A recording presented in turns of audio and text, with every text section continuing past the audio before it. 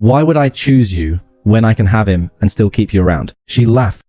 So I blocked her, vanished, and moved on. Now, even her mum begs me to take her back. Hey viewers, before we move on to the video, please make sure to subscribe to the channel and hit the like button if you want to see more stories like this.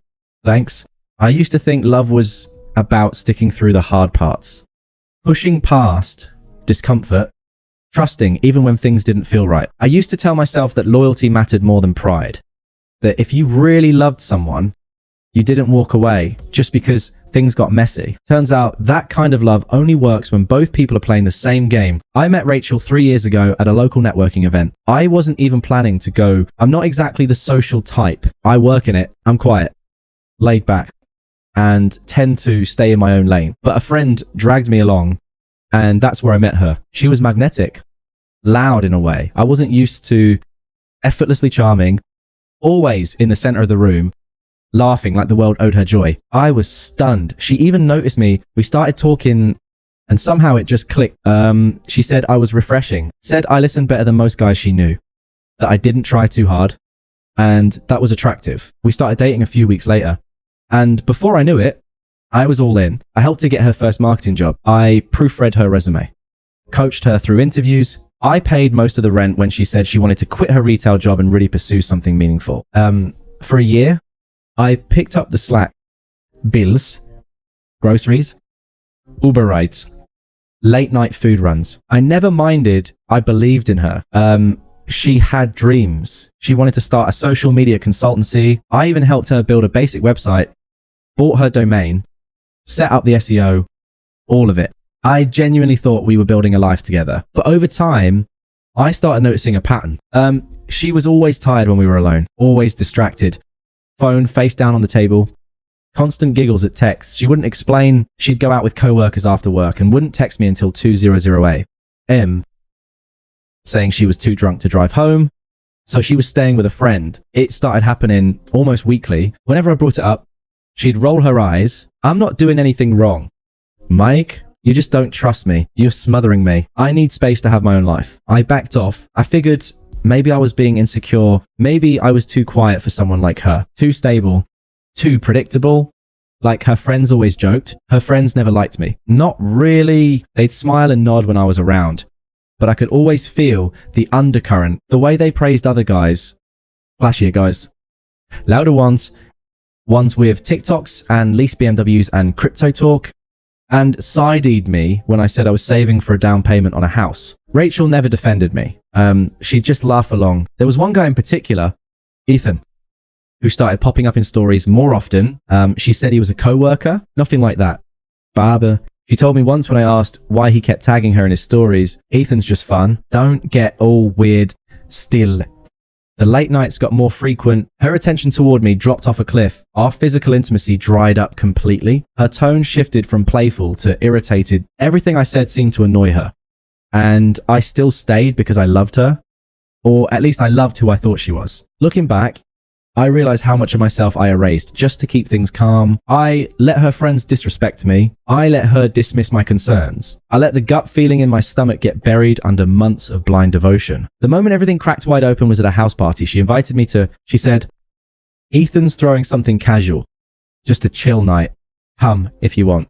That was her way of pretending she didn't care if I showed up. So I went because some part of me needed to see what was happening for myself. It was loud, drunk, packed with people I didn't know, mostly 2-0, some marketing types, gym guys and chain necklaces, girls taking selfies in the bathroom mirror. I was awkwardly sipping a drink in the corner when I heard her voice, laughing loud in the kitchen. I couldn't help it. I moved closer. She didn't see me standing near the doorway. I was blocked by the angle of the fridge. She was talking to two girls I'd seen around before. One of them, her friend Lexi, who really didn't like me. Rachel was leaning on the counter, red Solo cup in hand, hair falling over one eye, as she said, and I swear to God, I will never forget the words, Mike, please, why would I choose him when I can have Ethan and still keep Mike around for security? Her friends burst out laughing. One of them said, girl, you're evil. And Rachel just grinned. I mean, he's basically my emotional support dog at this point. Loyal and low maintenance. I didn't move. I didn't say anything. I just stared at the floor for a few seconds. long enough for the nausea to hit me like a wave. Then I walked out quietly. No scene. No confrontation. I left her at that party, laughing, smug, surrounded by people who thought loyalty was something to mock. She came home drunk at 3:00 a.m., banging on the door. She didn't even notice anything was off, just mumbled something about crazy night. Grabbed a bottle of water and fell asleep with her makeup still on. The next morning, I asked her if she remembered anything. She said, she blinked at me, confused. What are you even talking about? I told her what I heard, word for word. She didn't deny it. She just shrugged. Okay, maybe I said some stuff. I was drunk. Jesus. Mike.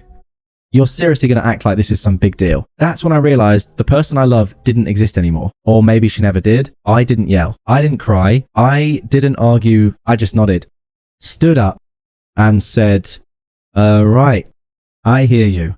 I think she expected me to beg or argue or at least storm out. But I just went silent. Not for minutes, for days. And when I finally acted, it wasn't loud. It was permanent. After that conversation, I didn't say much for the next 2 days. She kept acting like nothing happened. Went out for brunch with her friends. Posted Instagram stories of mimosas and sunglasses and someone's dog in a purse. When she was home, she was on her phone texting nonstop, barely acknowledging me. I was a shadow in my own apartment. And the more I sat with it, the clearer it became. She really didn't care. I don't know what I was expecting. Maybe some kind of remorse? An apology? At the very least, some discomfort. But she was calm, comfortable, like she'd finally put me in my place. And now I could just stay there. She came home late again that Wednesday. I was sitting on the couch scrolling through old emails, looking at my original apartment lease from before we moved in together. She tossed her keys on the counter and said, I swear, Ethan's boss is such a dick. We were at work till 9:00 and he still made us stay for a debrief.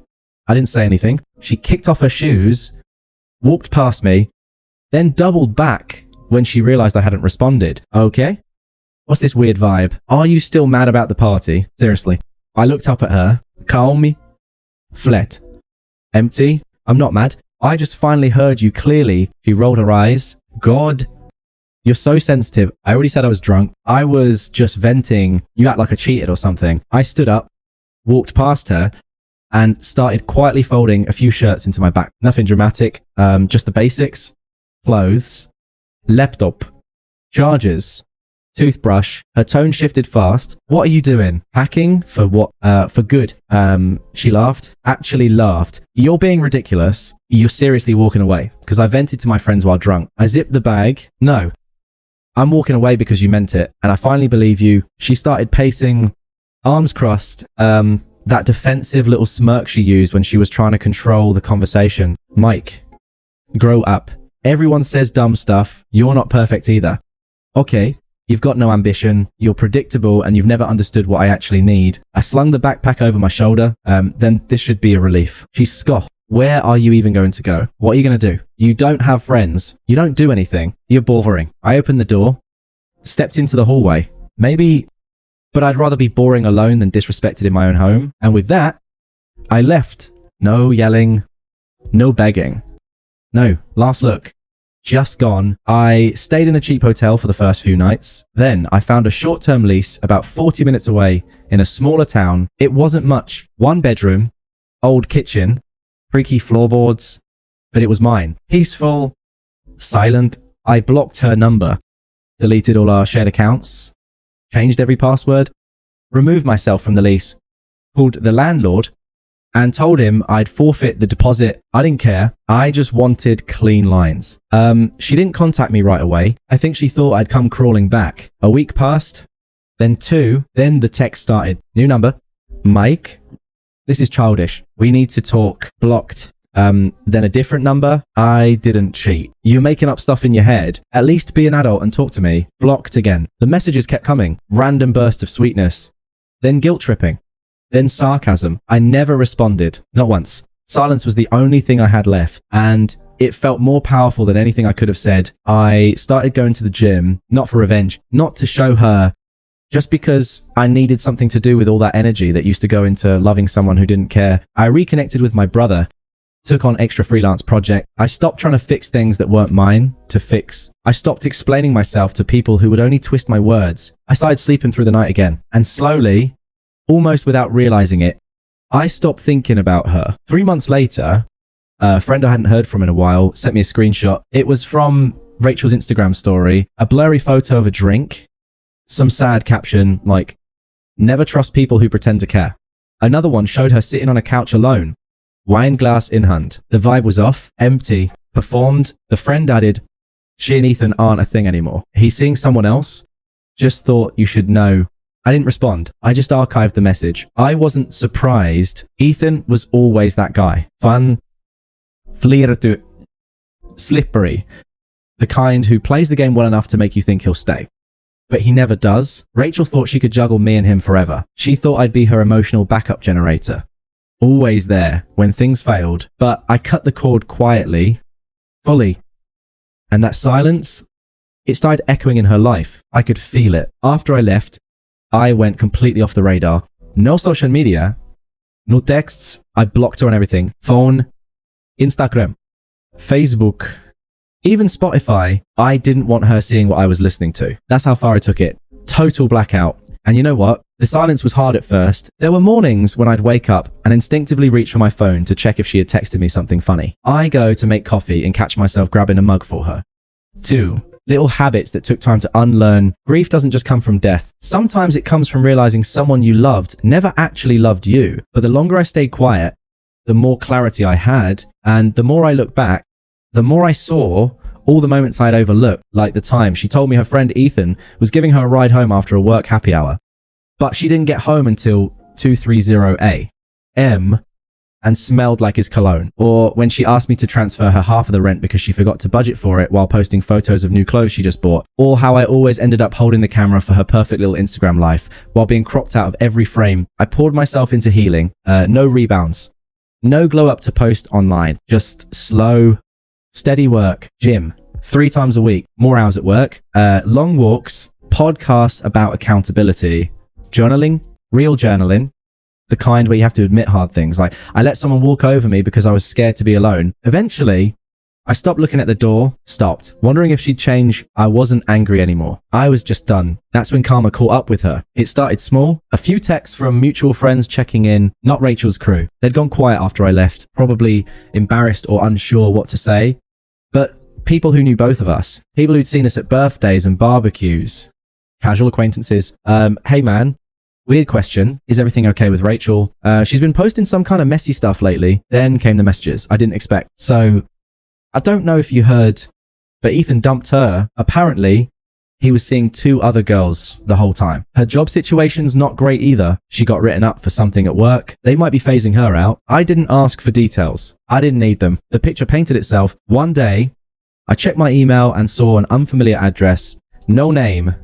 Just a subject line, "Please read this." I clicked it. It was from her. The email was long, rambling, disjointed, half apology, half guilt trip. She wrote about how she got caught up in stupid stuff and how I always made her feel safe and how she didn't realize what she had until it was gone. She wrote, "I miss how calm you were, how you never yelled, never played games. I don't know why I pushed that away. I'm not proud of what I did." And then the kicker, Ethan was never serious about me. I thought I was choosing excitement, but he treated me like an option. I was wrong. I see that now. Can we please talk? I didn't reply. The next day, another number started texting me. "Mike, I just want to talk. Just for closure. You don't even have to say anything. I just need to hear your voice." Blocked. 2 weeks later, another message. This time angrier. So that's it. You just erase people from your life like they never existed. "I made a mistake and now you act like I'm dead to you." Still no response. Then came the voicemails. The first one was quiet.